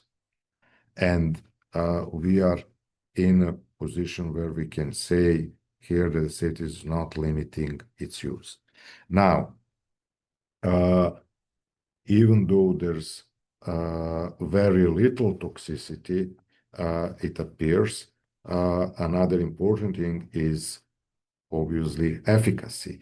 And if you look at efficacy at the dose level, optimal dose level that we are using now and moving forward, you can see that response rates, now bear in mind again, these are response rates that are in addition to whatever has been achieved before with Avalon. And you can see that response rates and survival far exceed what could be expected and what our original goal was. So really in AML-MR patients, 44% altogether, in AML-MM patients, M4 and M5 patients, 50%, and importantly, now the number of patients with TP53 mutations was not very high, but importantly, it's 57% response rate, so which confirms what Dr. Amrain was hoping to see because of the mechanism of action. Now, we have discussed, Dr. Amrain discussed some of these biomarkers and c-MYC, MCL1, and then also other biomarkers, ASXL1, other AML myelodysplasia-related mutations, and transcriptomic markers, proteomic markers that measure the translation of genes into proteins and then interactions of proteins. We have done lots of work in this field, and we are continuing. So let me just give you a brief illustration. So we already know that MYC and MCL1 are directly affected by SLS009 CDK9 inhibition, right? That was explained by Dr. Amrain. Now, we also know that MCL1 is a protein that confers resistance to venetoclax, and that overexpression of MCL1 is found with high frequency in myelomonocytic types of leukemia, M4 and M5. So that's why we had particular interest in that. So leukemia cells that overexpress MCL1 but have low expression of BCL2, which is the target of venetoclax, right? should be particularly sensitive to SLS009. Greg, I think you may want to go to the next slide. I think We need to prove this in clinical trials. Yes. So this is an example of what we've done so far. We are continuing this work. So just briefly, if you look at the red oval, these are leukemia cells, and you see that they're very cold to BCL2, very low levels of BCL2, but very high levels of MCL1. Now, what actually happened with this patient? You can see here that leukemia cell, leukemic monocytes, and leukemic blasts here before the treatment, after treatment with venetoclax, but before treatment with our drug, and then after treatment with our drug.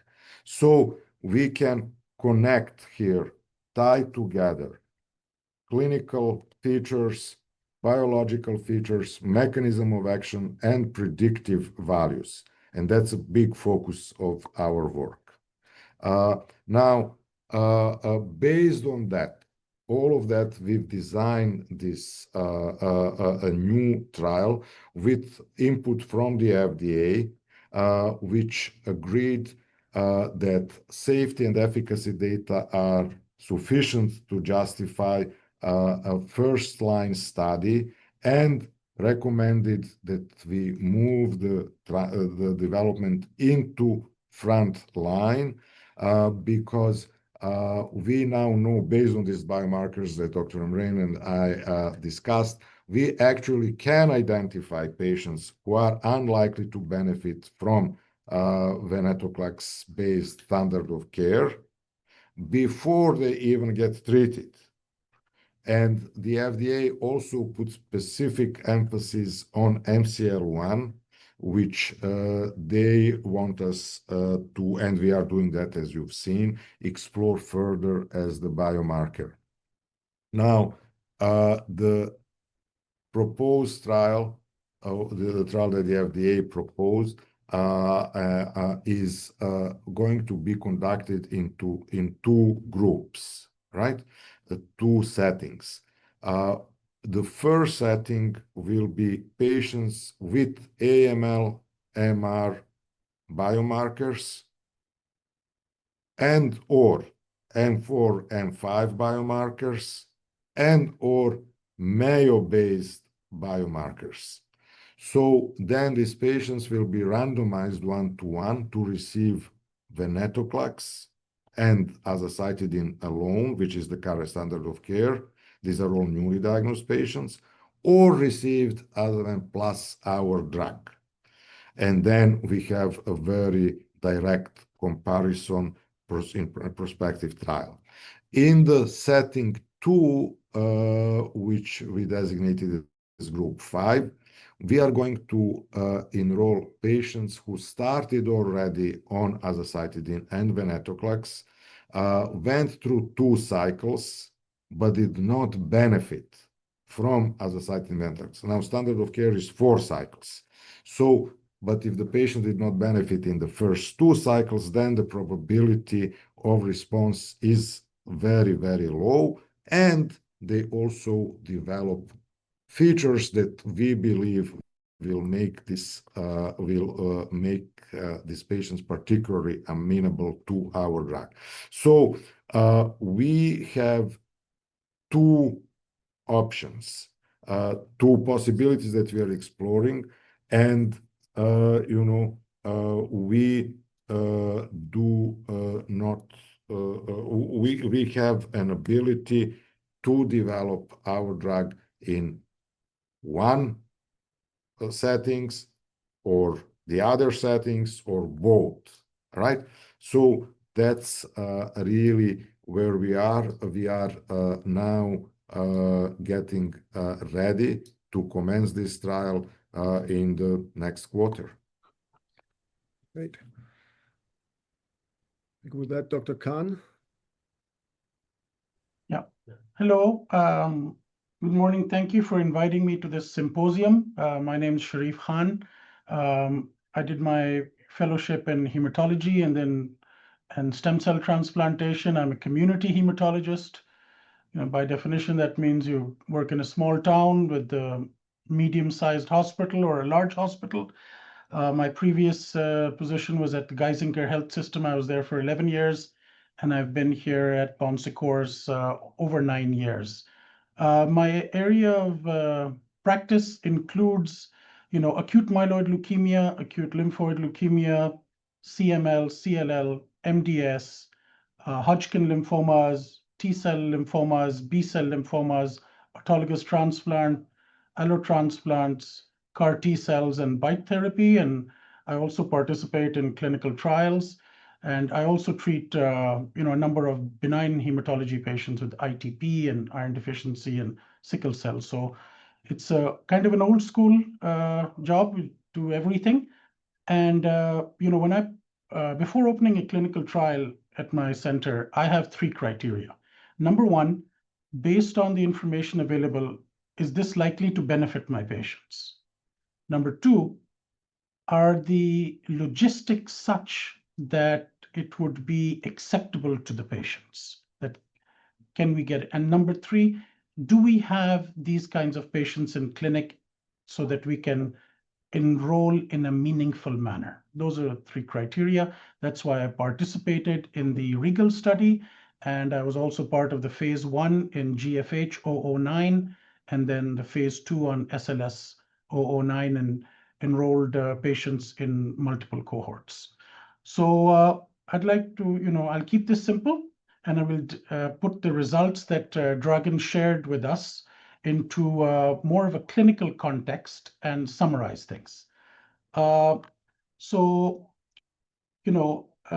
clinical practice and in the studies that we've seen, when patients fail venetoclax-based therapies, whether it's first line or second line, their prognosis is terrible. Most of them don't live more than a couple of months. In the VIAL-A study, which led to the approval of venetoclax, the patients who were non-responders, who did not respond, the median survival was only a couple of months, and that was in the first line. And in second line patients who were treated with venetoclax combinations, their median overall survival is about just over 2 months. Overall response rate is low at 30%, and it's really, really dependent on the mutations. If you have unfavorable mutations like ASXL1 and the RAS mutations and TP53, you're not really going to respond. It'll be barely in the low single digits. And if you have the favorable mutations like IDH1, IDH2, and NPM1s, about half the patients responded. And if you have patients who stopped responding to venetoclax-based combinations and were treated with something else, the overall response rate was only about 15%, and median overall survival is just over 2 months. That was also heavily dependent on mutations, because if you had the bad mutations like the RAS mutations, ASXL1, TP53, nobody lived a year, and median overall survival was just over 2 months. And if you didn't have the bad mutations, then 42% made it to 1 year, with median overall survival just over 4 months. And patients who didn't respond to venetoclax-based combinations or relapsed after initial therapy, whether it was first line or second line, and were treated with another agent, their overall response rate was in the single digits, about just over 5%, and half of them didn't make it beyond 2 months. So, and for first line refractory patients, the median overall survival is about just over 2 months. And for second line refractory patients who are refractory to venetoclax-based therapy, it's under 2 months. So it's, it's actually dismal. And none of these patients were obviously continued on HMA-VEN once they progressed, unlike in our SLS study. They were treated with other treatments. And in our study, we compared, the data from our real-world reported numbers to what we saw. Could we see the next slide, please? Yeah. So over here, if you look at the AML MRC patients, myelodysplastic-related changes that had mutations like ASXL1, EZH2, and SF3B, SLS009 did really well. Almost half the patients responded, whereas traditionally, if you treated them with something else, response rates are in the single digits. And if you looked at the criteria, the Mayo criteria patients with the RAS mutations and P53 mutations, nobody responded to currently available therapies. Whereas in the SLS cohort, it was about just over half the patients. So Dragan's already described the myelomonocytic population and its dependence on MCL1. And we have excellent biomarkers now that can, number one, predict the patients who will do very poorly on available therapies. And those same biomarkers seem to predict a pretty decent response to SLS. Is there that other slide we were going to check or no? Okay, can we go back one? So one of the things we know is that patients whom we treated in our study had a response rate. If they received previously 2 or more therapies, their response rate was like 30-40%. And if they'd received 1 previous therapy, it was 60%, right? And, Dr. Wang has also presented some data in ASCO last year that said that the same regimen can produce much better responses in patients who were treated earlier. So in the future study, which, the FDA wants, we're going to be treating in that one arm patients who have received 0 prior therapies. So, 2 prior therapies for these patients who don't respond, it's 30%. 1 prior therapy, it's 60. So we expect that with 0 prior therapies, it'll be a number much above 60. And the survival on this, what we've seen historically for these patients is about 2 months. So, and the survival, what we've seen in some of these cohorts is about 5 or 6 months or more, 8 months sometimes. So, that's the background on which the new study is going to be started. And my expectations are heightened by the FDA's request to move into the front line, because when we look at all the data from the past, we should be able to hopefully, and it's not unreasonable to believe that our numbers should be better, because all we're expected to beat is a response rate that's in the single digits and a survival of 2 months. And we've already shown numbers in the phase 2 that are multiples of that. So that's why I'm really excited and looking forward to the new frontline therapy trial. Thank you. Thank you, Dr. Han. It was very interesting, to get the clinical context and how all of this fits in, which obviously, as you know very well, gets us really excited. And again, just want to thank Dr. Samroin, Dr. Han, and of course, Dragan for this very informative overview. I think, as you heard from our experts, we're indeed on the cusp of potentially bringing transformative drugs to patients in need. And I would just like to add a few remarks and summarize some key points that you heard. Regarding GPS in the REGAL study and beyond, I'm really pleased to report that we have not observed, as you heard, any intolerable toxicities in our patient population. Although toxicities are commonly observed with therapies used in the control arm, physicians are allowed to modify the treatment regimen in any way they deem necessary. This includes the option for observation, which for the purpose of the trial is considered a valid treatment option. Due to regulatory reasons, As the study sponsor, we lack specific information on the outcomes of study participating patients, including data on how many of them relapsed but have not passed away yet. As I mentioned at the beginning of the event, although we do not know survival outcomes per treatment arm, from a mathematical standpoint, every passing month may increase the probability of a successful study due to a potential GPS effect, as we have seen in our previous CR1 and CR2 studies, far surpassing median overall survivals versus standard of care. Again, when the 80th event materializes, we will inform the public, which represents the most important near-term catalyst for SELLAS. The determination of the relevant survival outcomes, including the final analysis, belongs to the Independent Data Monitoring Committee, the IDMC.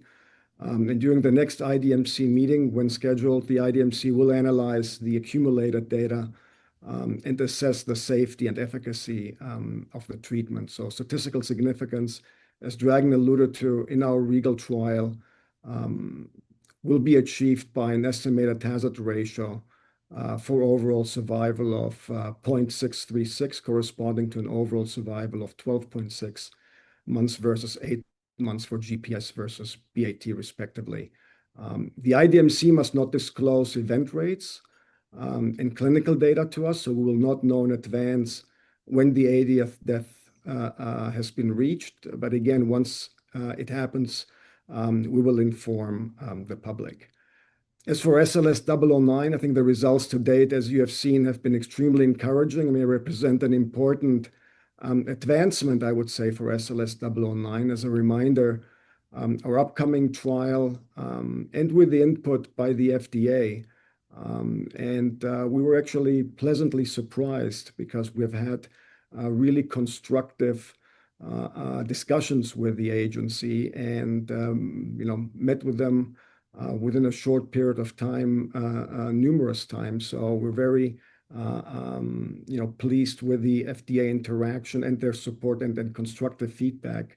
We will administer SLS009 in the frontline setting, as we discussed earlier, as well as in patients who did not respond to venetoclax and azacitidine after 2 cycles. So the goal of the next study, in addition to safety, one is going to be to assess the efficacy of SLS009 as an add-on therapy, measured by at least 50% increase in complete response rate compared to control arm percentage, an increased overall survival by at least 50% compared to control arm, and finally, to confirm the predictive properties of biomarkers identified in the previous trial, and to compare and confirm with our transcriptomics, genomics, and proteomics work that we're really very proud of. Switching briefly to finance and our recently completed $31 million financing this week, we're extremely pleased to have significantly strengthened our financial position with that transaction of $31 million in gross proceeds, as well as the close to $24 million gross proceeds we brought in last month. Really, this funding will enable us to reach our important upcoming milestones, notably the final analysis for our phase 3 REGAL study, continue to build out our corporate infrastructure for GPS, our upcoming SLS009 trial and pertinent study data in 2026, and potential expansion of this study while further pursuing regulatory and business development and licensing efforts. We're really extremely excited about the potential to use the data towards an accelerated approval path and/or quickly move into a registrational study with our CDK9 inhibitor based on the predictive biomarkers we have identified, in addition to other solid cancer indications that these biomarkers express. So this financing gives us additional firepower, if you will, to execute on our objectives. So, this journey ahead is filled with promise, and we're just really excited about the evolution of our company. I think with that, maybe it's time to switch into the Q&A session. John Francis, if you want to. Sure. Thank you, Dr. Stergiou. Appreciate that. As you can imagine, we received many questions from the audience. So we're going to group the questions by clinical program, starting with GPS. Then we'll move to the SLS009 program. And at the end, we should have time to answer SELLAS corporate-related questions. So the first question is for Dr. Cicic. Can you talk about the enrollment strategy, how the enrollment strategy has evolved since the phase 3 REGAL trial began in 2020? For example, one of the recent protocol changes allows patients who remain in remission after 52 weeks to receive treatment every 2 months during the second year, and after 2 years, every 3 months. Can you help us understand the rationale behind these changes? Does this mean there are GPS patients who have remained on therapy for a much longer period than originally expected, 10 to 15 months? I believe you have to unmute Dr. Cicic. Sorry, apologies. No worries. Okay, well, first, let me state that protocol amendments are a common practice throughout clinical trials. And indeed, we had protocol amendments. We do not have insight into how patients are surviving per arm, which, as I mentioned before, but we can say in response to the question that trial has obviously been lasting longer than expected, and more patients are alive than we initially projected. Okay. Our next question is for Dr. Sargotis. Regarding the 80 events we are expecting, it seems that the longer it takes, the better the outcomes are for patients. Do you share this interpretation? Yes, of course. I think that it's pretty clear that we are going to have a prolongation in overall survival for the whole cohort of patients enrolled in REGAL as compared with historical controls. Again, I would like to stress the point that, to my opinion, as a physician, because I work with patients, so if you see what is the outcome of those patients in CR2 who are receiving Venasa, you can see from the data that the median overall survival is a few months. So I'm convinced. I can say I'm totally convinced. Of course, we have to see and wait for the final results. But I strongly believe that this prolongation in overall survival is due to the GPS effect as maintenance treatment. Okay, thank you. The next several questions are directed to Dr. Stergiou, and the first of these relates to several aspects on GPS manufacturing. Can you explain the preparation of your GPS manufacturing capabilities, its CMC work, where is GPS manufactured, and how complex is the manufacturing process?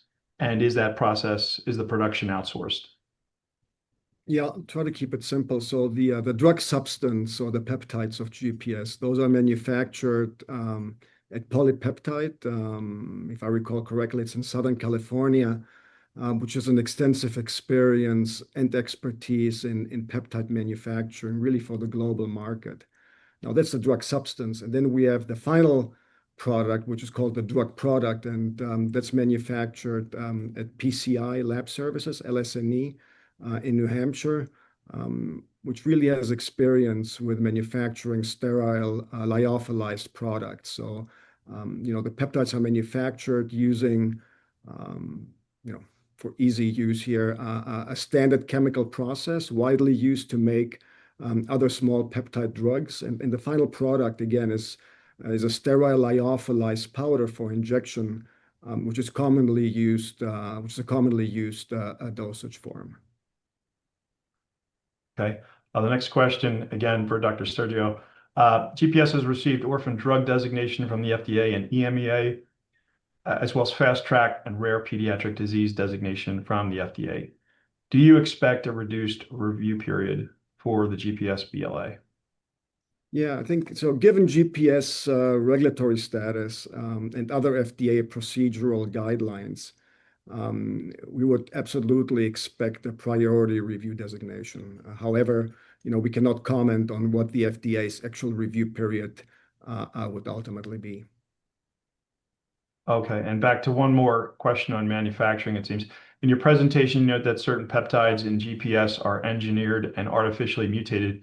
Can you explain the difference between these two types and what that means? Yeah, I think Dr. Tsirigotis put it very nicely into context in his presentation.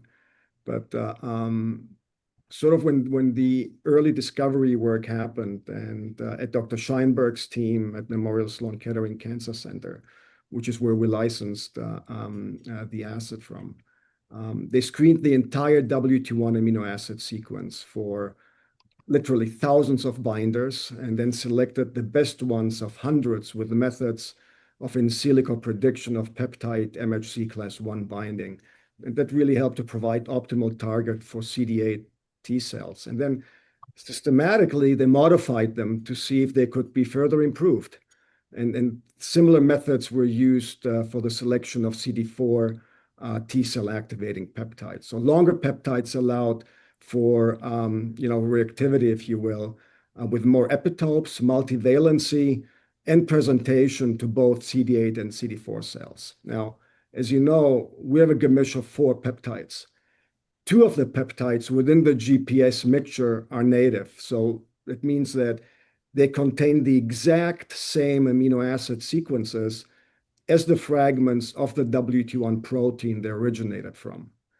The remaining 2 peptides, where we utilize the heteroclitic technology, are by design modified by an amino acid mutation. And in that sense, the heteroclitic WT1 peptide, it carries a mutation and is presented to the native CD8 cell through the host antigen-presenting cells. As Dr. Tsirigotis said, the macrophages, dendritic cells, are monocytes. And the CD8 cell gets activated and becomes a cytotoxic T cell, which now is able to recognize not only the mutated version of the WT1 peptide against which the host was immunized and does not get expressed naturally, but also to the corresponding native WT1 fragment. And the native fragment gets expressed and gets presented on the membrane of cancer cells in an MHC class 1 context. So the similar events again occur on CD4 cells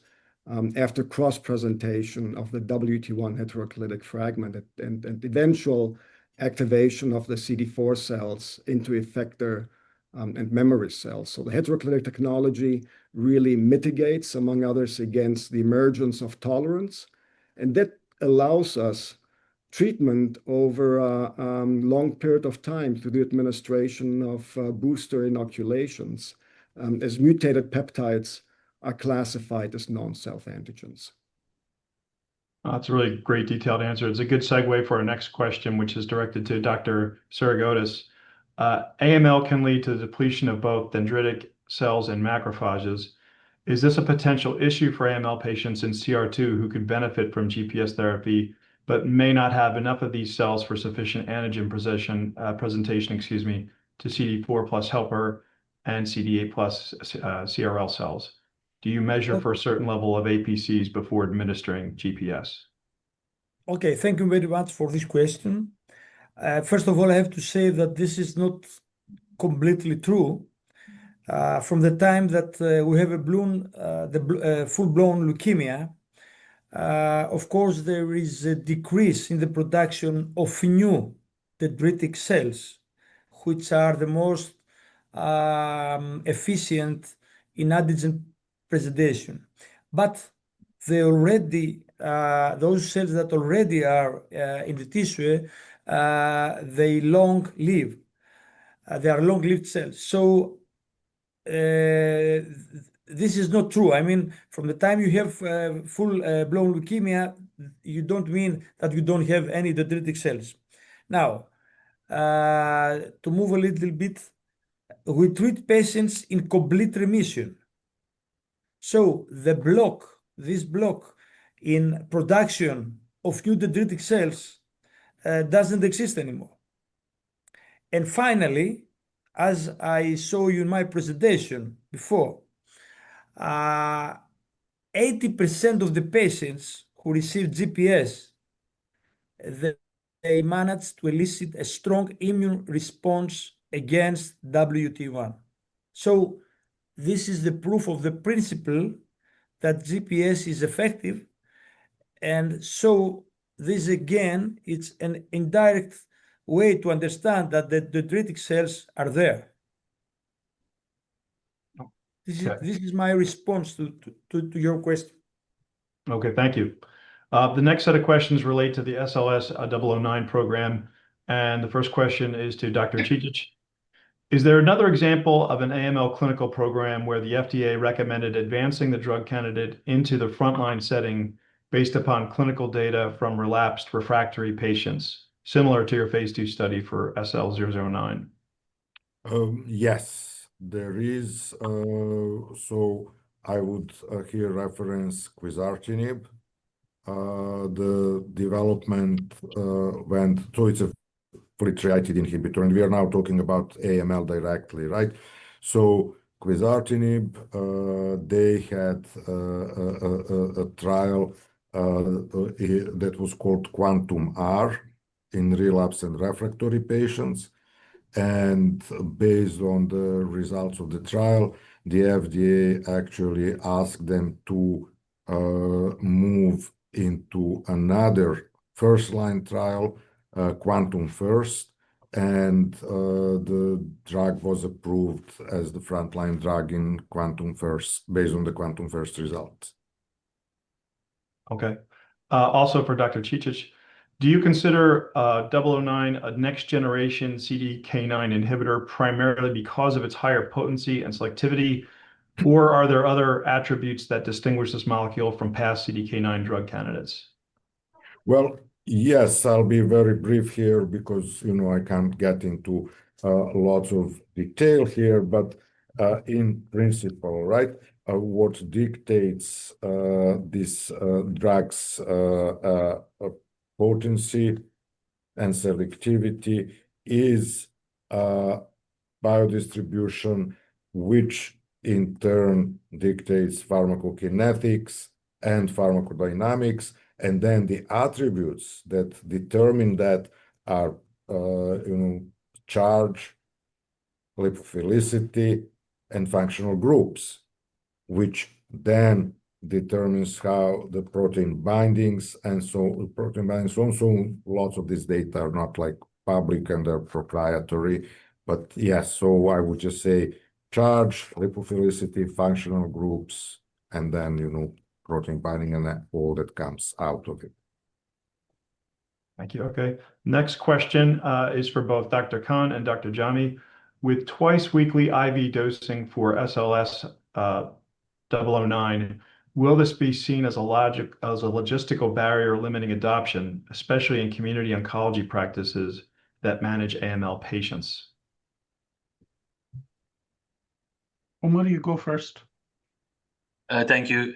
So even in when we have our patients getting hypomethylating agents and venetoclax, we expect them to get labs checked either at their treating center or locally 2 times or 3 times a week. So I think if they're already going for that, to getting the drug twice weekly should not cause any additional logistical burdens to the system.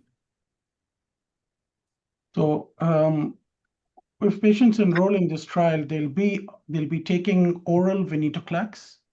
They'll be on Vidasa, azacitidine. They're coming to clinic 7 days anyway in that first week when on treatment. So they're just going to spend an extra hour for 2 of those 7 days getting the SLS009. So it really it's not going to really mean that much in terms of visits. And patients that are diagnosed with acute leukemias, they're different from with some other cancers. When you have that conversation with them, it's a sobering experience, right? Because you tell them that if you don't get treatment, you're not going to live more than a few weeks or a month or 2. So they're very motivated to trying to put this leukemia behind them. Understood. Okay.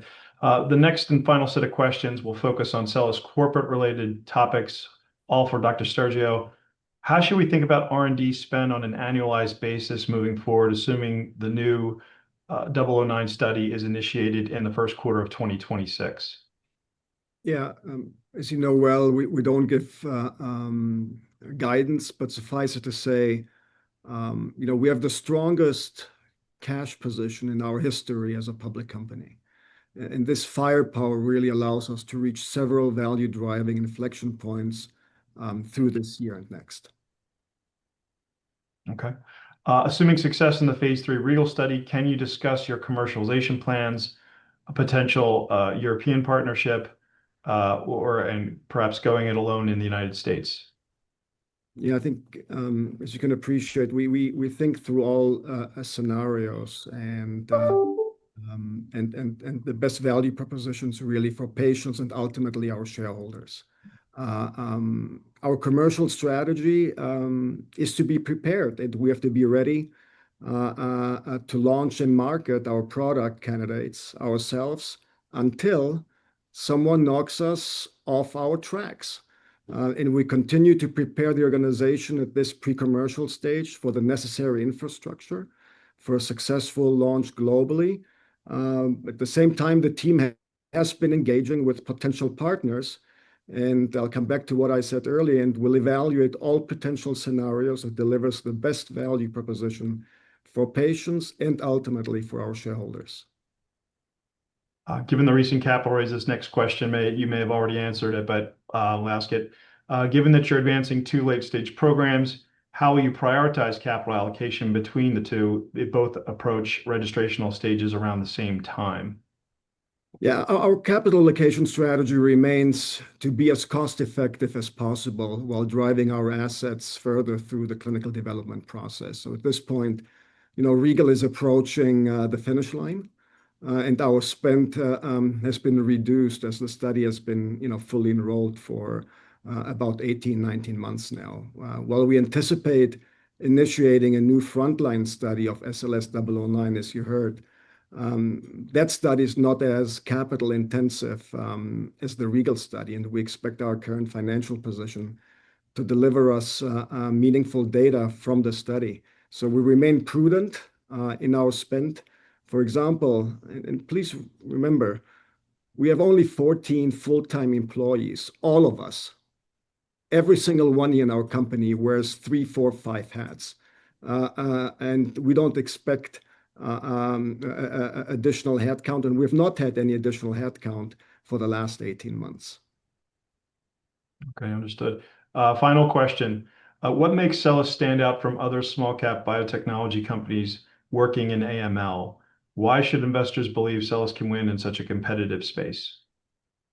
I think that's an excellent question. I would say it's definitely our assets and our experienced team.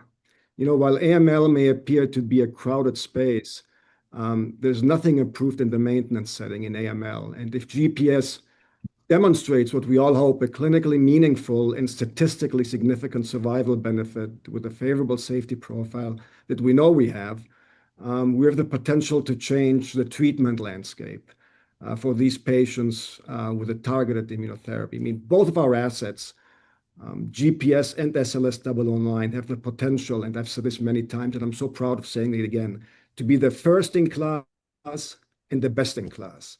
The former is a WT1 targeted immunotherapy, and the latter, as you know, is a CDK9 inhibitor. So we welcome the new therapies that are getting patients into remission and potentially expanding our addressable patient population for GPS.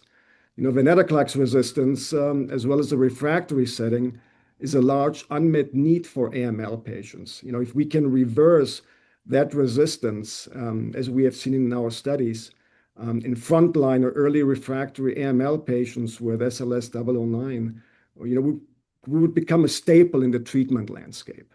You heard from Dr. Tsirigotis also the potential of GPS in post-transplants. Our investigational products are truly differentiated within the AML space, and we look forward to really expanding our footprint from early on to the maintenance setting. And I think that's would be my answer to that question. It's definitely our assets, and it's definitely our amazing team that we have here.